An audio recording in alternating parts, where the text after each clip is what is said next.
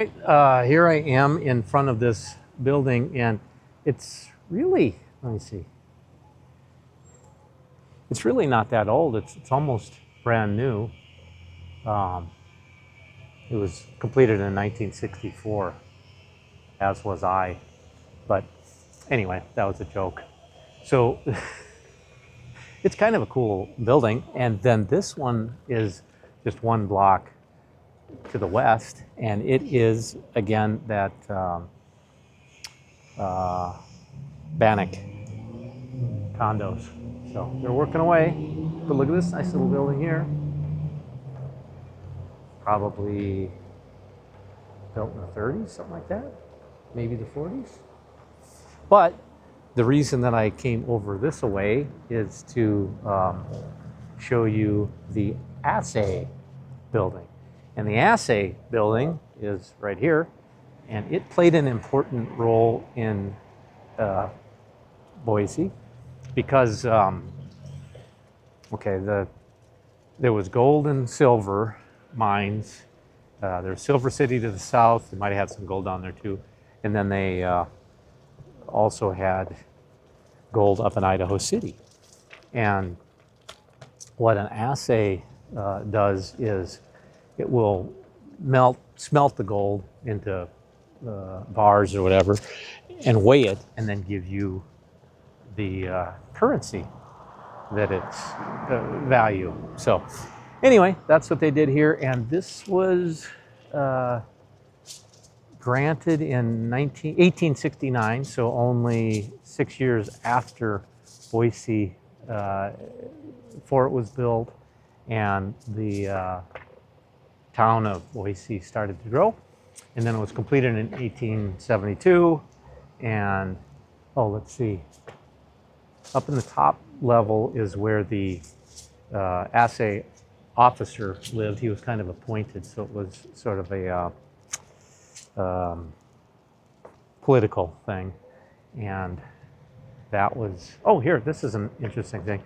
So these are linden trees, and there was some German that was the assay officer, and he planted these. So there's a famous street in Berlin called Unter den Linden, and so Boise has a little bit of a Unter den Linden, which we just passed under. And then one other interesting thing, I think, so the assay office was used up until, I think, 1932, and then they didn't have a need for it, so they gave it to the Forest Service, and then they had it for, 40 years or something like that. And then eventually, it's some historical place now. But one other interesting little tidbit I found out here is that I'll tell you this. Go ahead. So across the street here is where De Jesus, I don't remember how to pronounce his last name, Enriquez or something like that. Anyway, he had a little village that was set up for his mule teamsters. So, yeah, Jesus Enriquez. That's a little model of his village that was here. It was right at 115 Main Street. So anyway, he ran mule teams that helped the miners, and they had to pack stuff in and out. I mean, they didn't have any proper roads, and so he was really good at it, and his business grew, and he was located here close to the assay office, which makes good sense. Now I'm going against the traffic. But what I wanted to point out is that these curbs around here, not this one off to the right immediately, but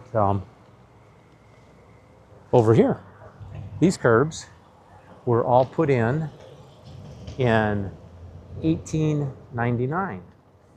So the mayor wanted there to be curbs, and these are all quarried from the, well, just like everything else quarried around here, table rock. So anyway, there's only a couple of blocks left of those old, I guess they're 126-year-old curbs. So kind of interesting, because in some places in Europe they still cut them like that. Oh, look at this cool building off to the right. That's got to be Art Deco. Wow, what a cool building. Huh. And then this one, you know, whatever. It's practical. State of Idaho Department of Labor. See what I mean? Lots of people pushing paperwork. So, and then, oh, this is one of my favorite places.